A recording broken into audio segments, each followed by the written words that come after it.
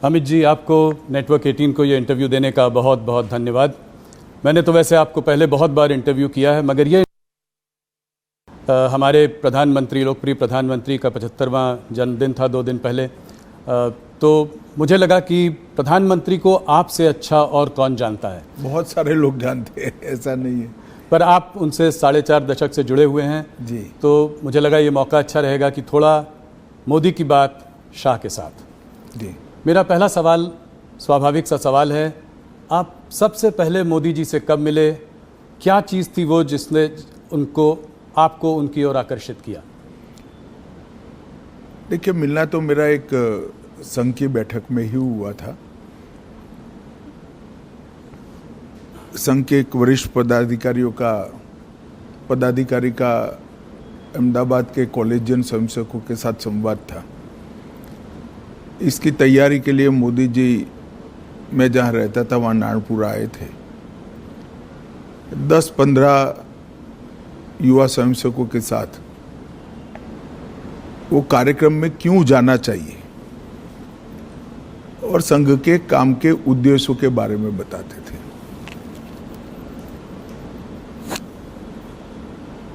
एक बिल्कुल अलग प्रकार से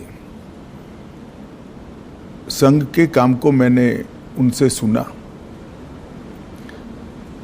और कार्यक्रम में किस उद्देश्य से जाना चाहिए इसके बारे में भी युवाओं के लिए एक सटीक टिप्स भी थी और एक प्रकार से लंबे समय के लिए मार्गदर्शन भी था।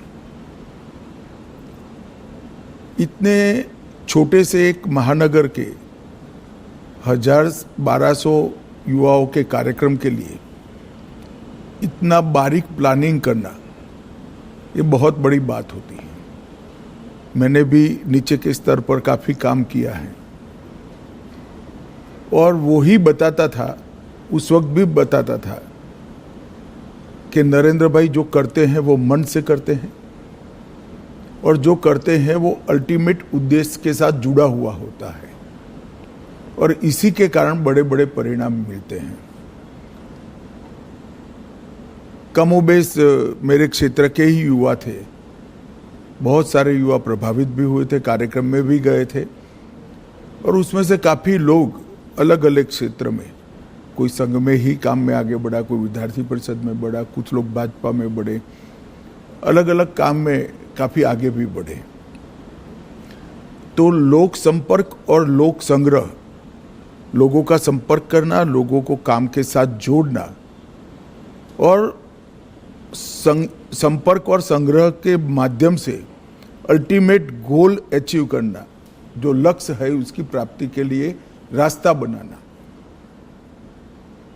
ये उस वक्त हम सब युवाओं के मन पर बहुत गहरी असर छोड़ गया और आगे चलकर इसके कई सारे उदाहरण उनके जीवन से इसी प्रकार के मिलते रहे, जिन्होंने आज दुनिया के सामने जो नरेंद्र मोदी जी है उसको बनाया है। आपने प्लानिंग की बात करी तो 1995 तक भारतीय जनता पार्टी गुजरात में अपनी पूर्ण बहुमत के साथ कभी सरकार नहीं बनाई थी। उसके बाद लगातार आप लोग 7 चुनाव जीतते रहे।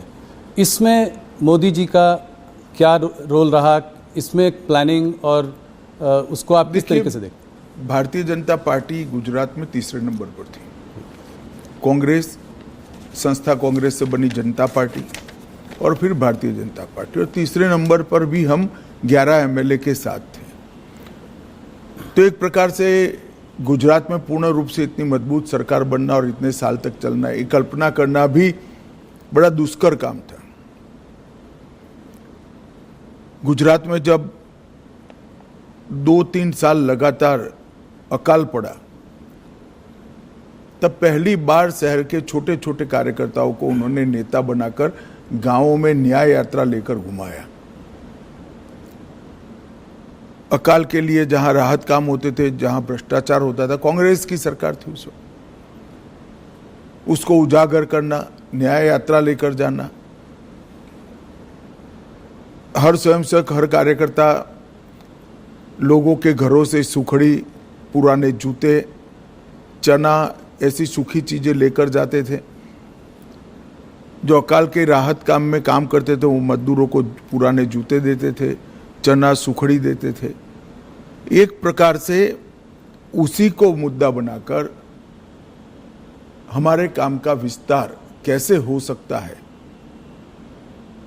लोगों का विश्वास पार्टी के प्रति, काम के प्रति बढ़े और पार्टी के कार्यकर्ता के मन में जो सुषुप्त संवेदना पड़ी है लोगों के प्रति, उसको जागरूक कर कर एक राजनीतिक उद्देश्य से आया हुआ कार्यकर्ता लोगों के प्रति संवेदनशील बनकर अपने जीवन को, उद्देश्य को बदल दे।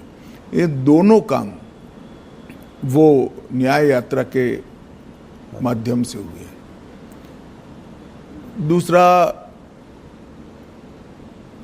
मुझे पूरा देश का मैं दावे के साथ नहीं कह सकता हूं, मगर बाद में मैं अध्यक्ष के नाते पूरे देश का दौरा भी करा तो कई प्रांतों में पुराने कामों की मेरी चर्चा हुई है।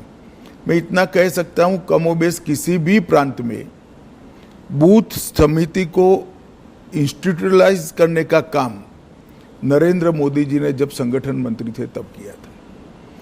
पहली बार भाजपा की सदस्यता को बूथ के हिसाब से रजिस्टर में, उस वक्त कंप्यूटर वगैरह नहीं होते थे, हाथ पेन से रजिस्टर बनाए जाते थे, उसको सूचीबद्ध करना, इसकी सदस्यता का जो शुल्क आता है इसका हिसाब रखना और फिर उसका सत्यापन, ऑडिट भी करना, ये व्यवस्था बनाई गई। और मुझे बरोबर याद है, मैं उस वक्त उनके साथ ही दौरे करता था, मेरा हिसाब किताब का काम था और ऑडिट का काम था। लगभग गुजरात के 80% जिलों में बूथ समितियां, मंडल समितियां, जिला समितियां, इसका रिकॉर्ड बनना शुरू हुआ और वहीं से एक स्ट्रक्चर्ड ऑर्गेनाइजेशन के बेस की शुरुआत हुई। वो रजिस्टर के आधार पर कौन पार्टी छोड़ गया, कौन कितने लंबे समय तक काम किया, छोड़ गया तो क्यों छोड़ गया, ये सारी चीज़ों की समीक्षा भी होती थी, मीमांसा भी होती थी। और उसके कारण गुजरात में हम सब जो युवा उस वक्त नए आए थे, वो सभी को संगठन का काम करने का स्ट्रक्चर, तरीका क्या हो सकता है, एक भी भाषण के बगैर जो इस काम से जुड़े थे वो सब लोग समझ गए। तो आंदोलनों से पार्टी को खड़ा करना और आंदोलनों से बड़े हुए जनाधार को पार्टी के स्ट्रक्चर के ढांचे में ढाल देना, ये दोनों काम नरेंद्र मोदी जी जब संगठन का काम करते थे तब हुए और इसके कारण गुजरात प्रदेश भाजपा की एक मजबूत नींव पड़ गई।